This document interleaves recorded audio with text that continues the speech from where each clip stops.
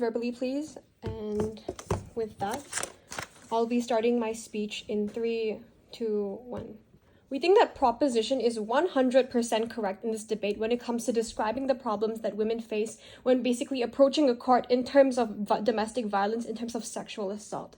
But we think that the solution to this, which is basically creating a 100% women-only jury / women-only court, is 100% wrong. I think they made two major claims. I think number one, the claims that they made is obviously women get downplayed and the victim and the violence that they have suffered through gets downplayed. We think that this is not wrong. In fact, this is correct. And many women actually do state this as a reason for basically a major factor in why they don't even come out to the legal or justice system to get justice in the first place. Because obviously we think that oftentimes women often get shunned down, women often get downplayed, especially by the police, especially when reporting their crimes. But we think that obviously we don't think that this actually makes things better when you put an all-women jury. Why is this exactly true? Because we tell you that a lot of women also uphold the patriarchy. Even though it seems very hard to believe, in status quo, it's a sad reality where we see a lot of women who support sexist laws. We see women who basically go against abortion. We see women who tear other women down and question them within the validity of their own claims, right? So obviously we do not think that necessarily putting all women in there will get rid of all the discrimination, all the humiliation that is involved when a woman reports a crime to a court. I think the second thing that they claim is that women are uncomfortable. I think that this is also true, especially with a lot of sensitive issues and basically sensitive violence such as domestic violence and sexual assault.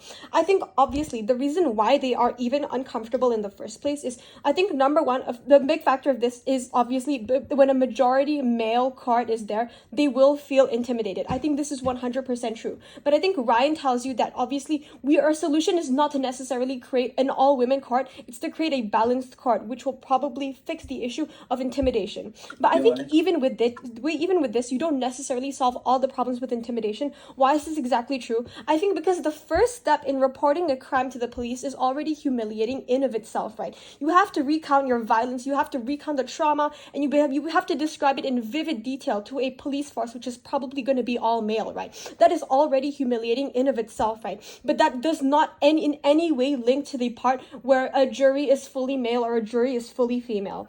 I think secondly, the fact that they have to face their abuser / assaulter in court when they're on trial is also another thing that women state as something that is so humiliating and something that is so traumatizing that they would rather not go through it. So this is why we don't necessarily see the issue of women or men being the majority jury in the court also being a problem. I think lastly, we also need to state that a major reason for this is the whole nature of the court itself. Everybody is dressed really formally, and you see this justice system as something that's so big and something that's so unreachable and unattainable, it often becomes basically not even a reality where women even get the justice that they deserve.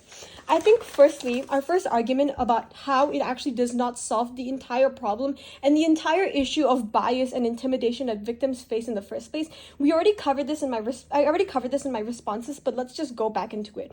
I think the main reason why oftentimes justice is not efficient or justice doesn't even work in a lot of these cases, including gender-based violence or whatever, is because reporting is inherently patriarchal. I think the fact that every single step and every single process of the way, every single law that is in place has been extremely patriarchal, and there's been actually really little effort to change it in the first place. I think that this is a major problem, right? I think the fact that women feel humiliated and intimidated when reporting a crime is also a big issue. But another thing that we do have to recognize that is just because you put in an all-women jury or an all-women court does not solve this underlying issue. Why exactly is this a problem? Because number one, we already tell you that the entire step and the process of even trying to report it is already humiliating and traumatizing in the first place. I think secondly, the major issue with the flawed justice system is also another thing which side proposition does not solve within either fully male or fully female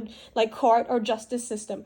I think why is this exactly true? I think first of all, because it oftentimes has nothing to do with the jury, right? I think a lot of the laws that we have, especially in countries which are more conservative, are countries that basically constitutionally uphold the patriarchy, is oftentimes have laws that are patriarchal, have juries that are patriarchal, have women who support patriarchal ideas, right? So we don't think that you solve this problem at all. I think oftentimes the problem with this is that laws don't support these women. Oftentimes it's so difficult to bring up evidence and stuff like that. But like we do tell you that, again, bringing in an all-women court or basically all-female jury in a lot of cases in a lot of countries doesn't solve the root problem of this.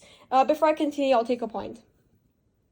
If the delta in this debate takes place in the legal system, why are the changes that happen outside the legal system in terms of like reporting mutually exclusive on your side of the house? Yeah, I mean, it can happen on both sides of the house. We're just telling you that making an all-women court doesn't really solve anything. I think continuing on, we tell you that it's not just extrajudicial stuff that you have to solve. It's also the inherent legal and justice system that you have to fix as well. I think just because you create an all-women court doesn't necessarily solve the issue of bias, doesn't necessarily solve the issue that many of these crimes go unresolved and unpunished.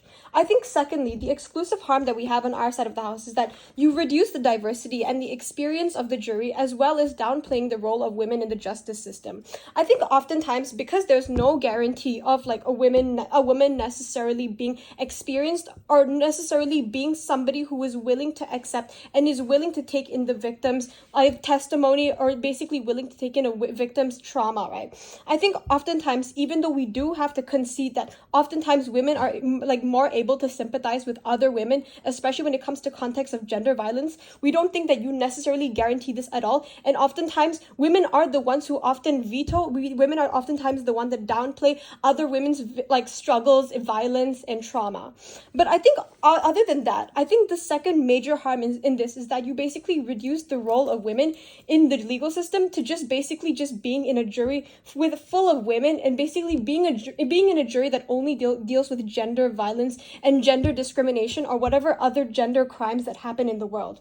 But I think also further than that, they already concede that women already make up a minority in the justice circuit. They already make up a minority. So we think that just crowding them into one circuit, which is just full of women, I think it sets a precedent that number one, like women, they only deal with these type of issues, but also number two, the fact that you also push men away from the problem and then you basically say that basically men isn't part of this jury also doesn't solve the issue at the end of the day. I think the main reason and the main like thesis behind this is because obviously the reason why like men and women often like involved hand in hand is because it's often more dynamic and it's more nuanced than just simply a woman being more empathetic to another woman's situation. But I think it's also due to the fact that oftentimes like when you set a precedent that men shouldn't be involved with this at all, I think oftentimes this trickles down to a lot of the policies and basically the legislation that happens at the end of the day. I think sadly because of the fact that the majority of the justice system is like filled up with men and it's full of men, right?